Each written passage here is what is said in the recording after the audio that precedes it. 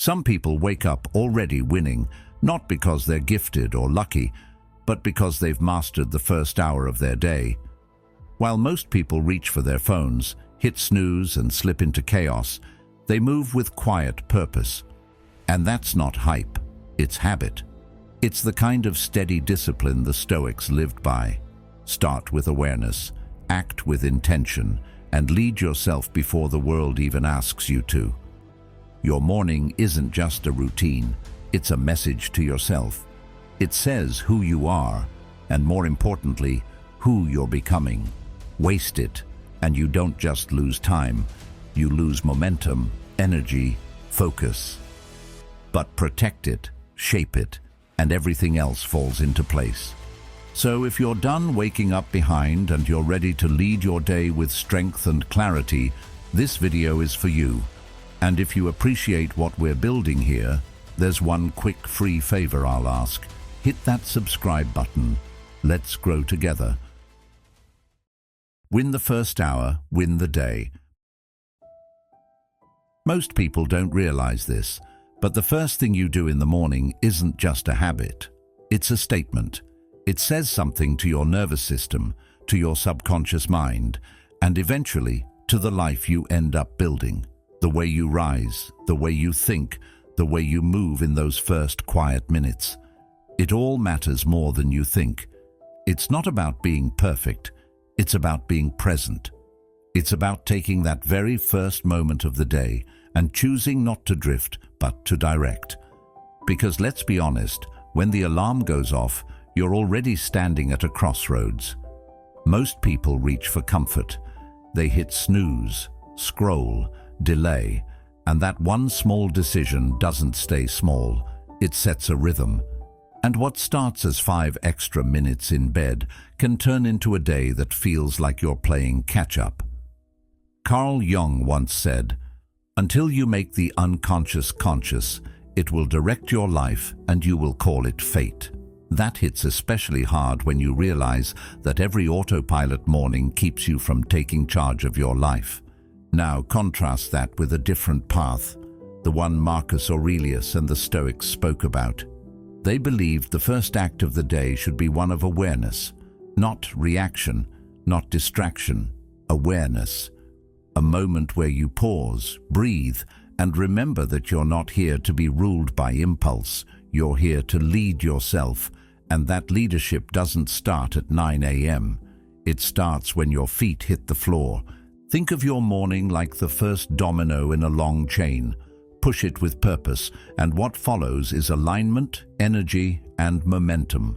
But tip it carelessly, or let it fall by accident, and you set off a cascade of stress, hesitation, and inner noise. The philosopher Epictetus once said, "No man is free who is not master of himself." Your freedom begins the moment you stop letting your morning run you and start using it to anchor yourself. And this isn't just philosophy, it's psychology too. When you begin your day with a clear intention, even something as simple as sitting up without hitting snooze, your brain gets a powerful signal. I'm in control. You're less likely to get lost in distractions. You're more resilient when things go sideways. And that small win compounds, not just in productivity, but in how you see yourself.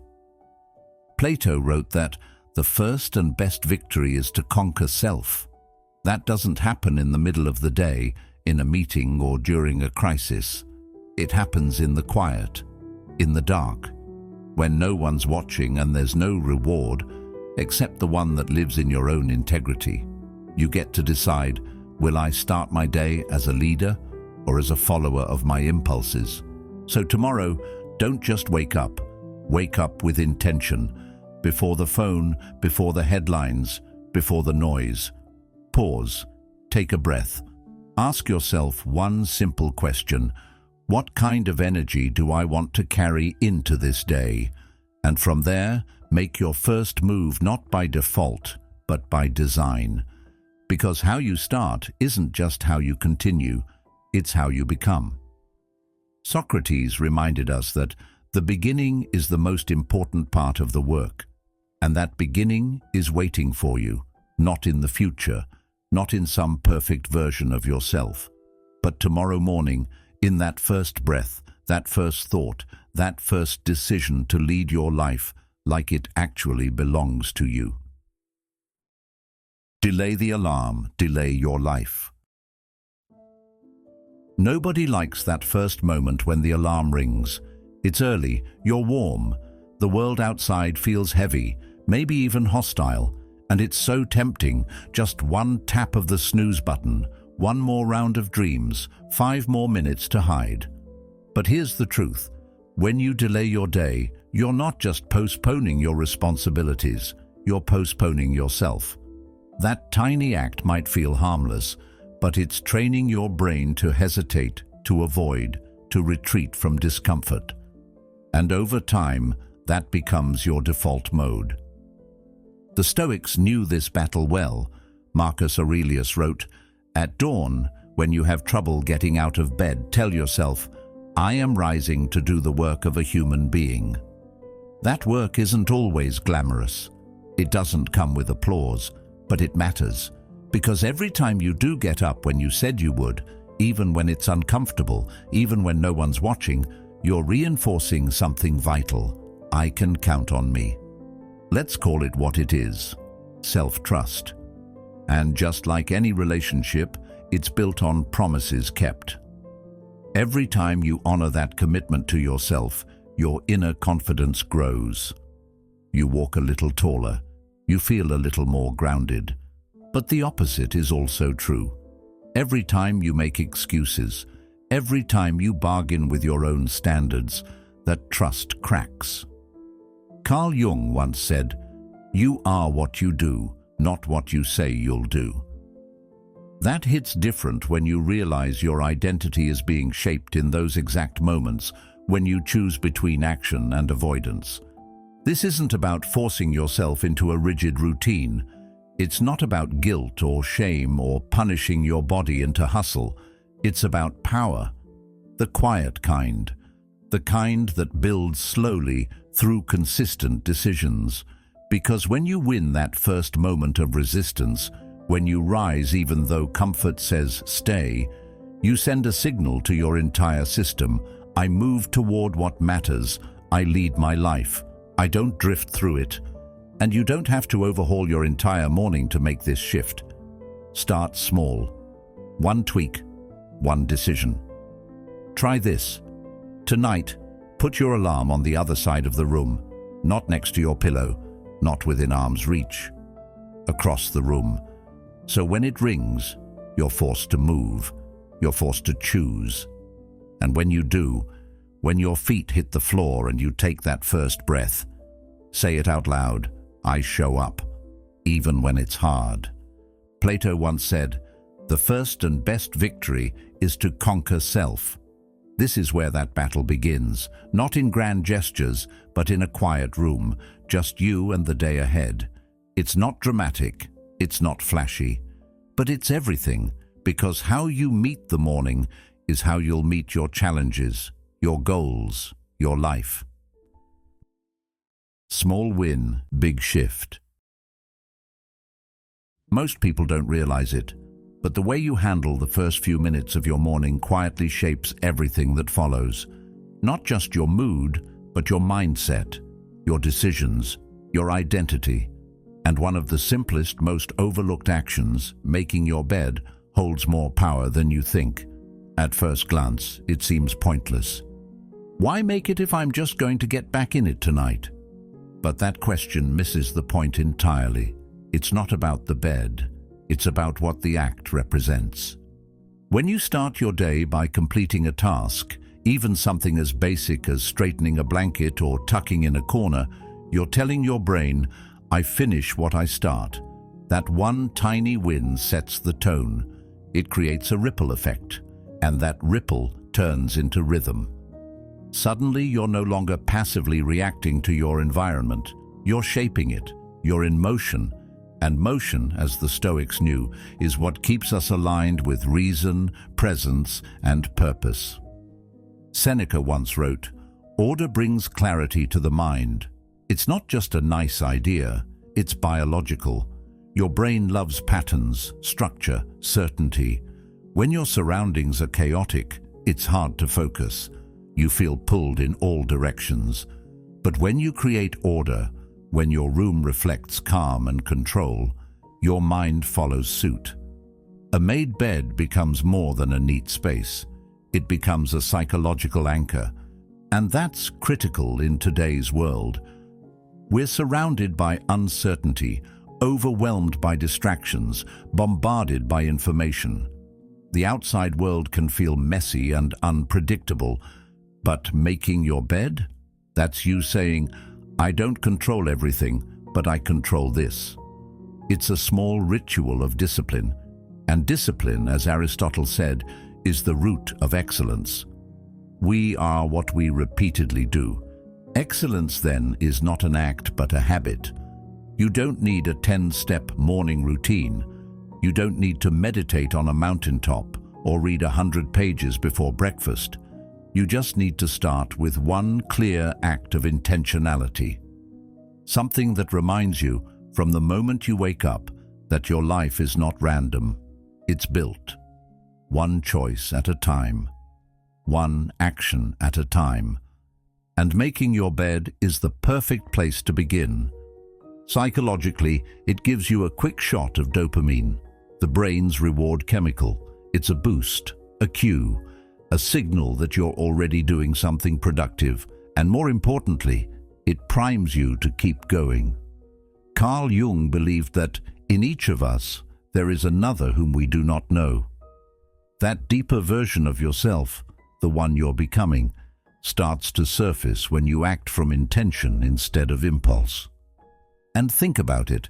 How you treat your environment reflects how you treat your mind. Sloppy surroundings often mirror a scattered inner world, but when you create structure in your space, you send a powerful message. I matter. This life I'm building, it matters. It's not about perfection. It's about respect for your time, for your energy, for your future. So tomorrow morning, don't skip it.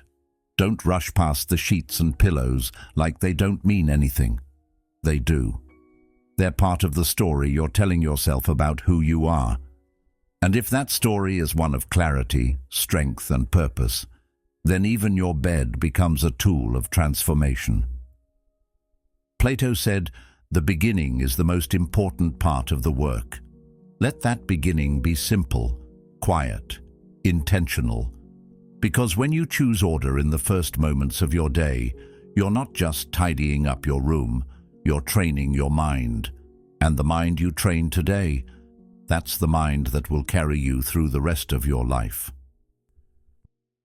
Encourage before you judge. It's strange how quick we are to cheer for others, but so slow to cheer for ourselves. Think about that.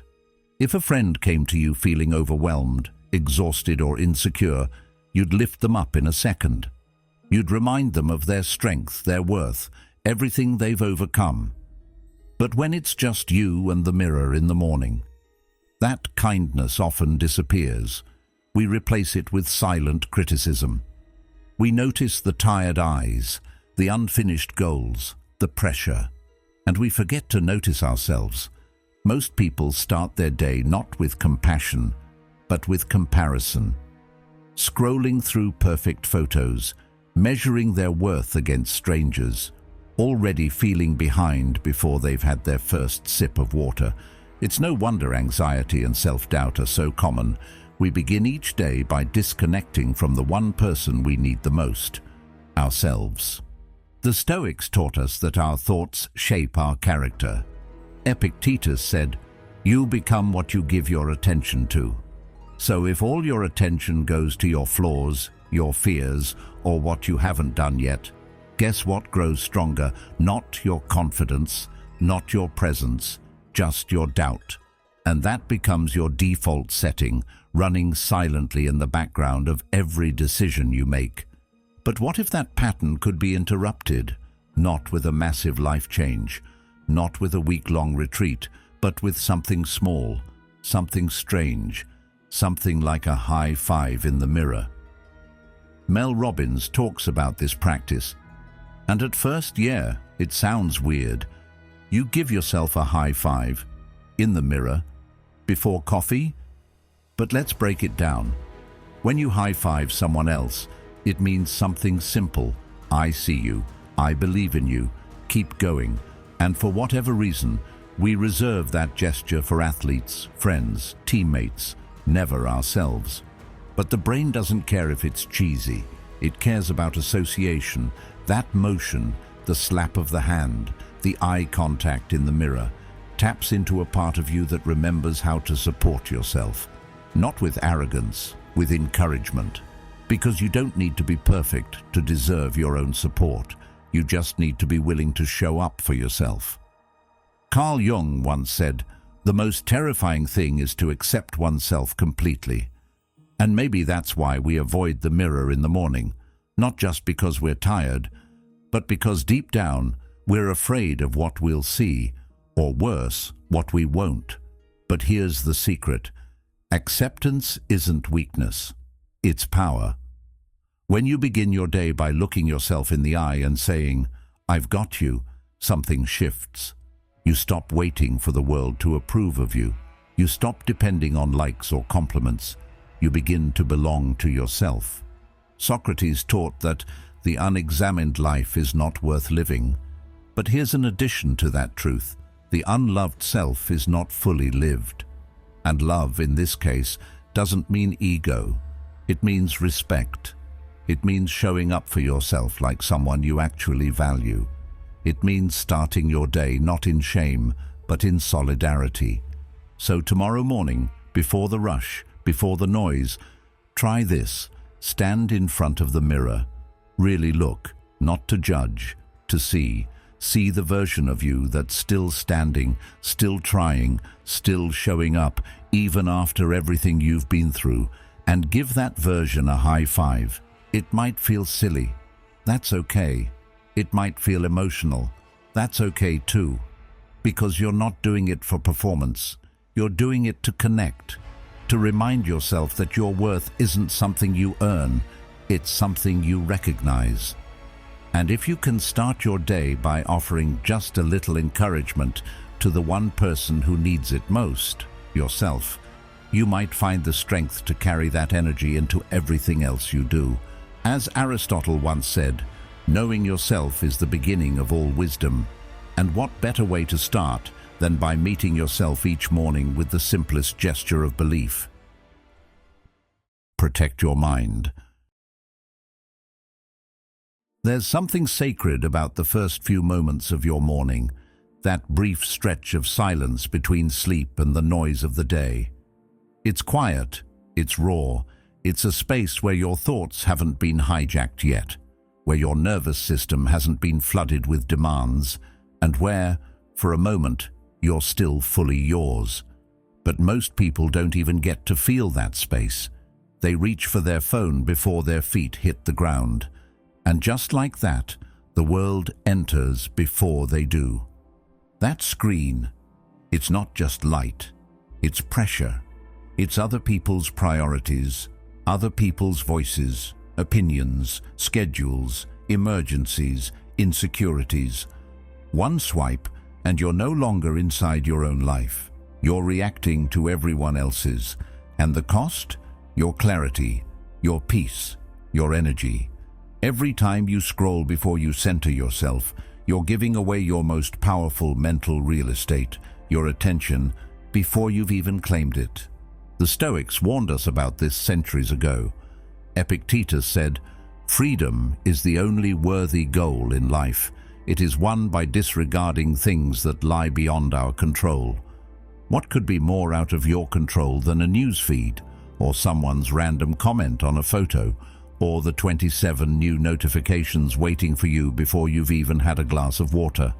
You weren't made to start your day in reaction. You were made to start in reflection. Carl Jung talked about the danger of letting the external world define your internal state. He said, "Who looks outside dreams. Who looks inside awakes." And that's the difference. When you begin your day looking outward, you slip into distraction. But when you begin it looking inward, You step into awareness. You start from a place of intention, and that changes everything. There's also real neuroscience behind this. When you wake up and immediately flood your brain with dopamine from scrolling, you're setting up a reward system that makes presence, focus, and calm harder to access. Your brain becomes hooked on stimulation before it's even fully awake. But when you delay that hit, when you sit in silence, take a few deep breaths, stretch, maybe just stare out the window for a minute, your mind recalibrates. You don't just wake up, you rise. Plato said, "The first and best victory is to conquer self." And in this modern world, that battle often starts with the phone, with whether you grab it the second you open your eyes, or whether you claim those first minutes for yourself. Because once you give your mind away, you don't get it back easily. It stays scattered, unfocused, reactive. But if you protect your peace, you protect your power. So here's something simple. Tonight, don't sleep with your phone beside your bed. Put it across the room, or better yet, in another one. Let your alarm be something that doesn't come with 1,000 distractions attached. And when you wake up tomorrow, don't rush. Don't scroll. Just breathe. Sit up. Drink some water. Think. Let your mind greet itself before it meets the noise. Socrates once said, "Beware the barrenness of a busy life." He wasn't talking about schedules.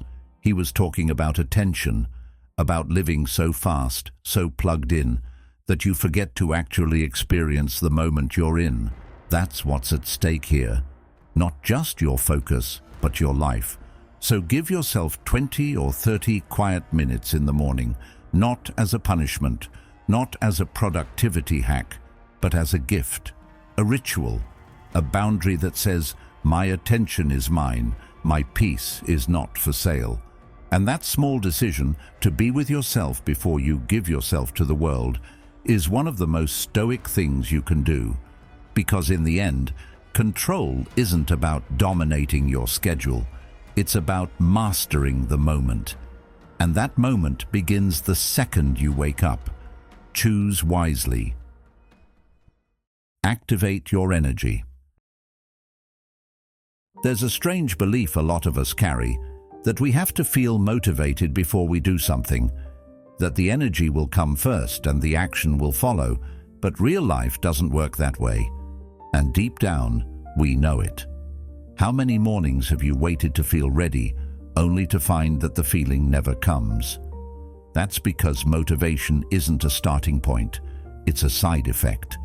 It doesn't come before the work. It shows up because of the work. Your body knows this better than your mind does.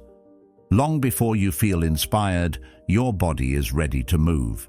It doesn't need the perfect playlist, the ideal weather, or a full hour carved out of your day. What it needs is a signal, a stretch, a step, a breath. Something to say, "We're not staying stuck." And once you take that step, the chemistry shifts, the blood flows, the fog lifts, and suddenly the task you were resisting doesn't seem so heavy. The Stoics were no strangers to this idea. Marcus Aurelius, in all his wisdom, reminded himself often, "At dawn, when you have trouble getting out of bed, tell yourself, 'I am rising to do the work of a human being.'" There's no mention of feeling like it, no requirement for mood or energy or inspiration, just the work, just the doing. And what's powerful is that once you start, the rest tends to follow. Modern psychology agrees. Movement, even just a few minutes, directly impacts your emotional state. It shifts your brain from stagnant to active, from stressed to focused. Carl Jung once said, "What you resist persists." That applies to so much, but especially to the body. When you resist movement, your tension builds, your energy stalls. But when you move, even a little, your resistance weakens. You're no longer trapped in your own head. You're back in your body, present, grounded, capable, and don't overcomplicate it. You don't need a gym. You don't need a yoga mat or fancy equipment. Just 10 minutes. That's it. 10 minutes of movement. That's yours. Walk around your block. Stretch on the floor. Do push-ups in your pajamas. Stand by the window, breathe deep, and roll your shoulders. What matters isn't the form, it's the signal. The choice to say, "I'm not staying still." Socrates believed that it is a shame for a person to grow old without seeing the strength and beauty of which their body is capable. And that doesn't mean lifting heavy weights or becoming an athlete. It means treating your body with respect. It means recognizing that it's not just a container for your mind, it's a partner, a guide, a powerful tool for reconnecting to yourself when the world feels scattered. So tomorrow, before the emails, before the pressure, before the caffeine kicks in, give yourself 10 minutes, not to hustle, not to perform, just to move, to stretch, to breathe, to wake up not just by accident, but by choice. Because your energy isn't something you stumble into, it's something you generate, one step at a time. Plato said, "The beginning is the most important part of the work." Let your beginning be movement. Let it be mindful. Let it be proof that you don't have to feel ready to begin. You just have to begin. And when you do, you'll remember, your body isn't the problem. It's the way out. Build self-trust. It's funny how easy it is to keep promises to other people, yet so hard to keep the ones we make to ourselves. You say you'll wake up early, drink more water, spend less time on your phone, and maybe you mean it. Maybe you even start strong. But then life gets noisy, discipline slips, and suddenly another promise quietly disappears. No one else notices, but you do. And that quiet break, it chips away at something vital, your self-trust. See, confidence isn't something you're born with. It's not some mystical trait certain people just have. Confidence is built, and the way it's built is by keeping your word to yourself.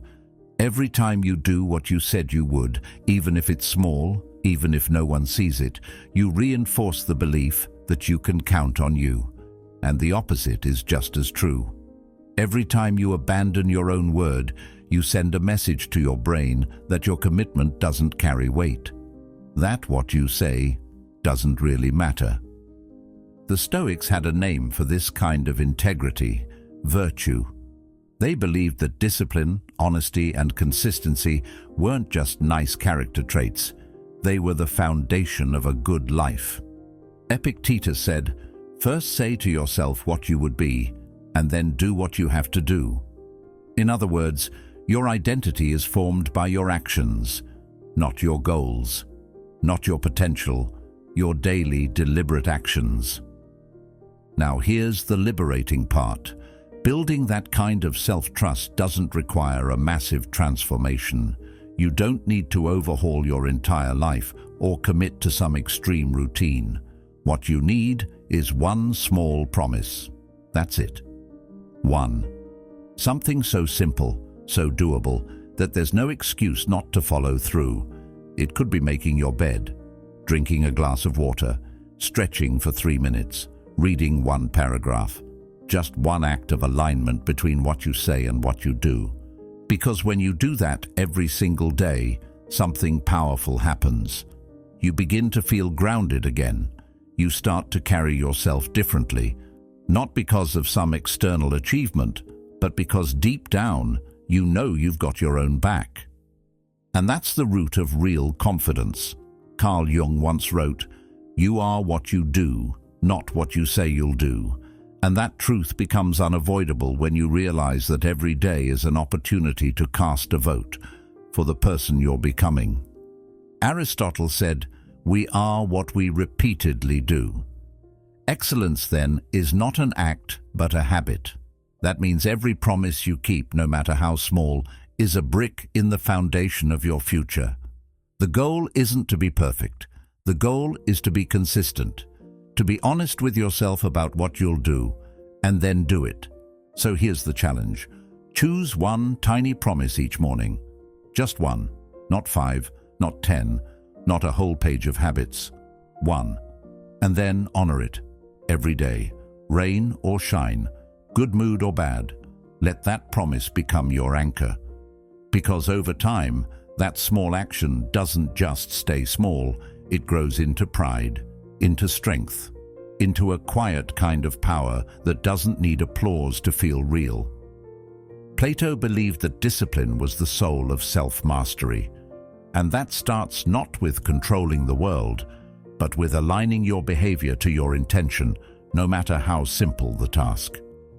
So tomorrow morning, when you wake up, ask yourself, what's one small promise I can make and actually keep? Then do it.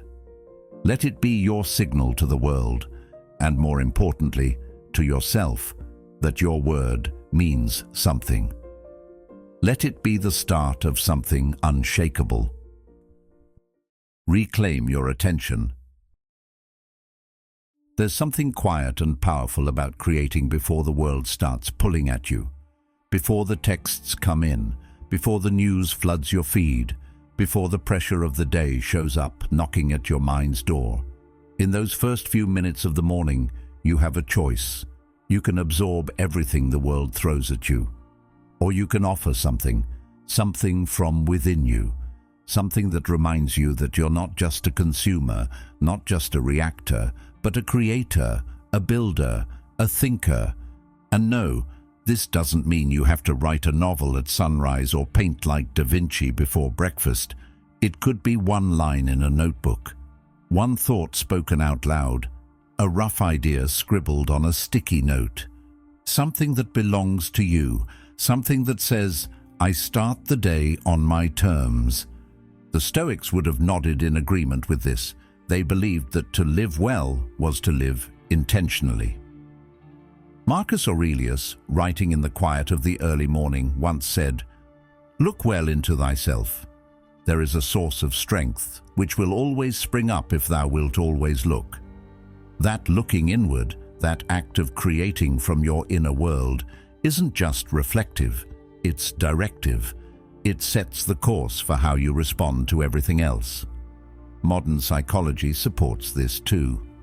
Carl Jung talked at length about the importance of individuation, the process of becoming who you truly are. And that process doesn't happen by endlessly absorbing outside information. It happens through expression. Jung said, "Your vision will become clear only when you can look into your own heart." And the morning, when your mind is still untouched by the noise, is the best time to do just that. When you start your day by creating, even in the smallest way, you're not just doing a task, you're practicing ownership. Ownership over your time, over your attention, over your identity.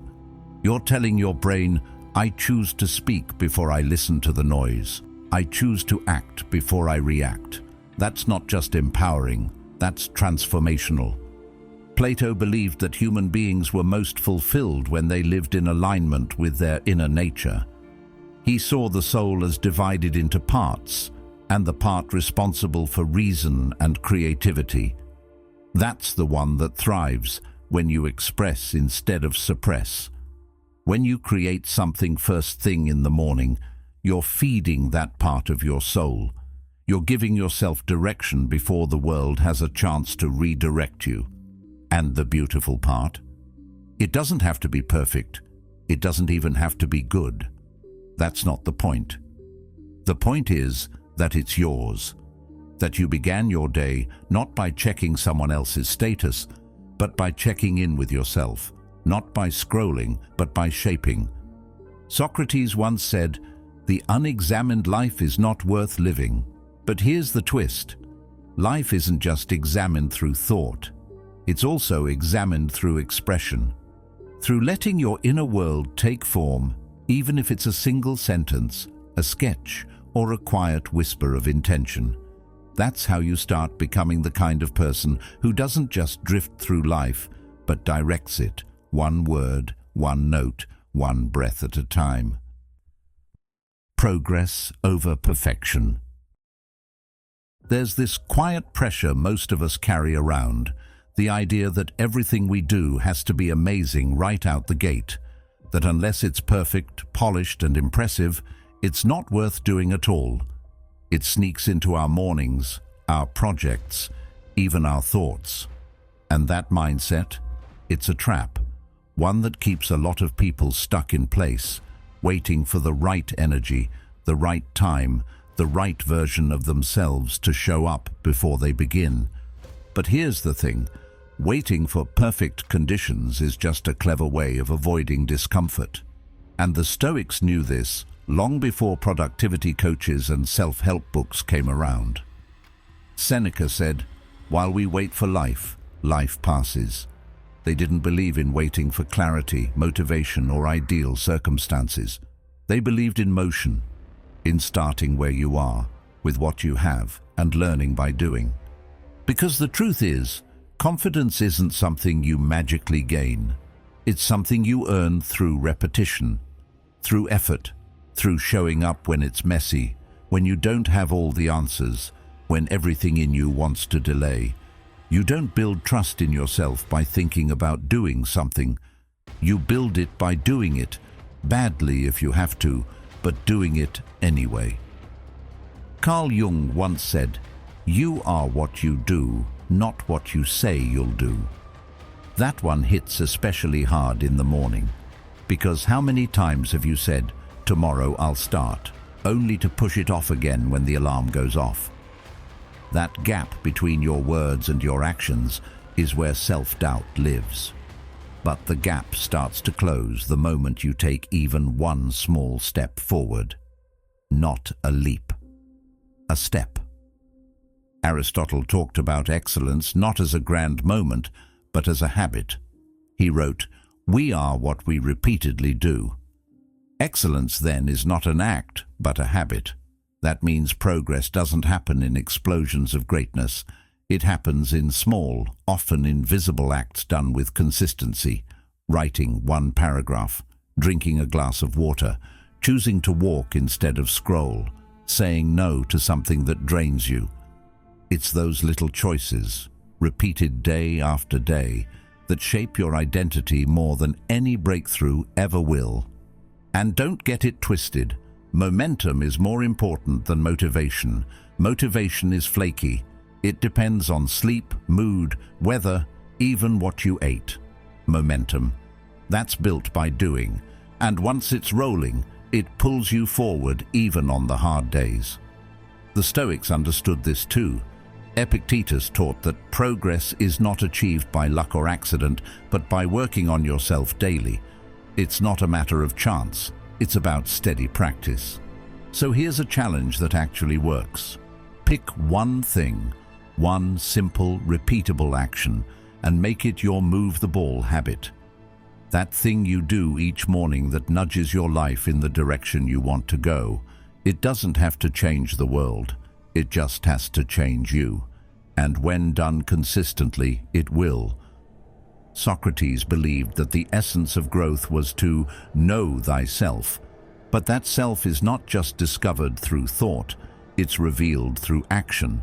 So tomorrow morning, when the world is still quiet and the excuses are whispering, choose progress, choose movement.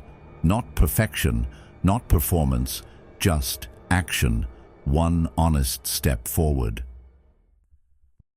Your morning is your identity.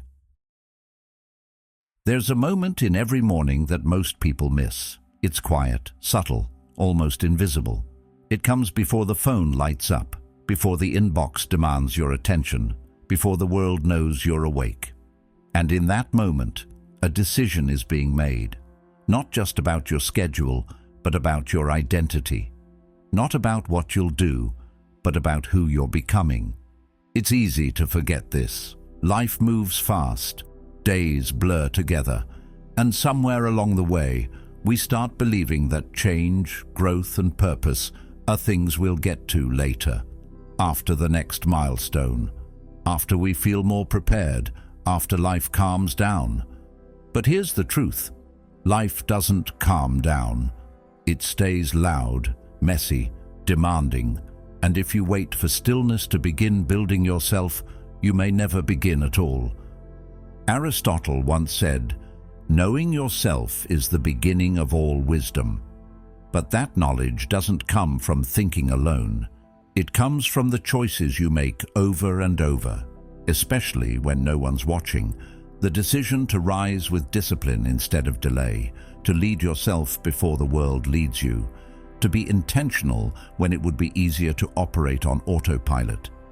The Stoics understood this deeply. Epictetus reminded us, first say to yourself what you would be, and then do what you have to do. Identity, in their eyes, wasn't something discovered, it was something forged. Through habit, through repeated effort, through the things you practice when it's just you and the silence of the early morning. And it doesn't have to be dramatic. You don't need to radically reinvent yourself in one sweeping motion. The real transformation happens in small, consistent acts. Waking up without hitting snooze, drinking water before caffeine, saying something kind to yourself in the mirror.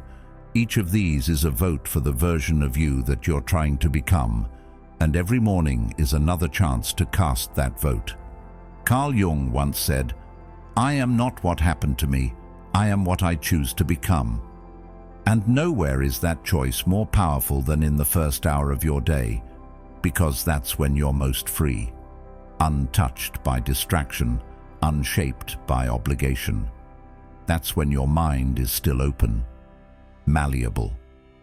And it's in that space that you get to choose. Will today be a day of drifting or of direction? Plato believed that the soul thrives on rhythm and routine, that by aligning yourself with consistent, meaningful practices, you begin to shape a life that reflects order, clarity, and inner strength. And what's more rhythmic, more sacred than the morning? The moment when the world resets, and so do you. So here's the challenge. Tomorrow morning, before you check your phone, before you start running through your to-do list, pause. Ask yourself one simple question. What kind of person do I want to be today? Not someday, today. And then act like it. Not perfectly, not loudly, but with quiet, steady consistency. Because identity isn't something waiting at the end of your goals. It's something you practice into existence, one morning at a time. And the person you're becoming? They're not far off. They're already within you, waiting for your next decision, waiting for you to stop hesitating and start becoming. You don't need a perfect plan to change your life. You just need one moment of clarity, followed by one honest action. And that moment, it begins tomorrow morning. So carry this with you. Let it shape how you rise, how you move, how you show up, not just for the world, but for yourself. Thanks for spending this time here. Come back when you're ready for more.